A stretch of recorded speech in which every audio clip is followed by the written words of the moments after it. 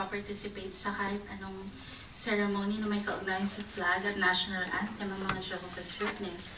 Pero hindi ko naman alam kung bakit. Wala pang nakakapag-explain sa akin. Di ba isa kang saksi, Alexandra? Pwede mo bang i-explain to sa akin? Para sa akin po, Mrs. S., hindi po ako sumasali sa flag salute at pagkanta sa national anthem kasi gusto ko pong mapasaya ang Diyos at mabigyan siya ng exclusive devotion. At may mga principles po ang Biblia na nag-e-explain kung bakit hindi dapat maki-join ang mga true Christians sa mga ceremony that has something to do with the national anthem and the flag. Mrs. S., can I ask you something po? Sige, ano ba yun, Alexandra? Para po sa inyo, what does the flag represent? Well, para sa akin, ang flag ay ang number 1 na sagisag ng isang pagiging makabayan ng isang tao. Sagrado ito at kailangan nating irespeto. Pag nagsalute ka sa flag, pinapakita mo na proud ka na isang citizen ng bansang yon. Sa ibang bansa, alam mo ba, binibless pa ng mga relihiyon ng bandila para maging banalito, para sambahin. Yung iba naman lumuluhod pa at yumuyoko sa bandila ng kanilang bansa. Talagang patriotic sila. Yan po ang reason kung bakit we don't do flag salute. Kasi ito ay isang declaration na ikaw ay makabayan. At sabi po sa 1 Corinthians 10, verse 14 na, one must flee from idolatry. Idolatry? Paano naman naging idolo ang bandila? Diba? I will answer your question po, pero basahin muna natin ang Exodus 20, verse 4 and 5.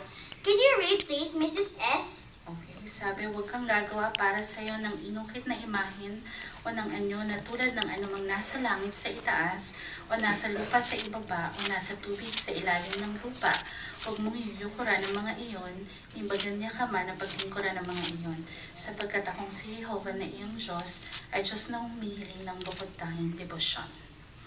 Diba po, most of the time, ang mga flag ay may mga images. For example, yung mga bagay na nasa langit, like yung mga stars, sun, at moon, na nakadrawing sa mga flags. Kung yuyukuran natin at sasamabahin ang mga ito ay... Para na nating sinasamba ang mga Diyos-Diyosan? Tumpak, Mrs. S. And I can't give yung bukod tanging devotion sa Diyos kapag nag-participate ako sa flag ceremony. Diba po? Oo nga naman, may point ka dyan. So, ganun din ba ang stand mo pagdating sa pambansang awit? Kanta lang yon, wala namang idols. Pareho din po. Kasi ang national anthem po ay parang isang prayer na may music. Kasi meron po itong sentiments, petitions, and praises to God. Meron ding paghiling ng kasaganaan at mahabang pag-iral ng bansa. May declaration ng feeling of being proud as a country. Others are remembering the nation's fight for independence. O yung mga at times na nanalo sa labanan ang isang bansa. Sa Philippines naman po, sabi sa national anthem ay, ang mamatay ng dahil sa'yo.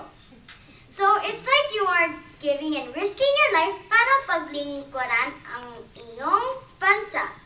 Do you know what Jesus said tungkol sa kung sino lang ang dapat nating paglingkuran? Nasa Bible din ba yan? Opo, Mrs. S. Dito sa Lucas 4, verse 8, I will read it po, okay? Okay. Bilang tugon ay sinabi ni Jesus sa kanya, nasusulat, si Jehovah na iyong Diyos ang sasambahin mo, at sa kanya ka lamang mag-uukol ng sagradong paglilingkod. Kaya pala seryoso kayo mga saksi sa hindi pakikibahagi sa mga makabayang seremonya kasi talagang sinusunod nyo simulain sa Biblia tungkol dito. Opo, Mrs. S. And we also follow the good examples of true Christians noong unang panahon, like Shadrach, Meshach, and Abednego. na nakaulat po sa Books of Daniel. I have a book that tells the whole entire story. I can bring it po bukas para i-share ko sa inyo. Okay ba yon, Mrs. S? Okay yan. Siguro maganda kung i-share mo rin sa mga classmates mo during reading time sa klase. Is that a good idea? Aba, opo. Kita-kita tayo bukas, Mrs. S.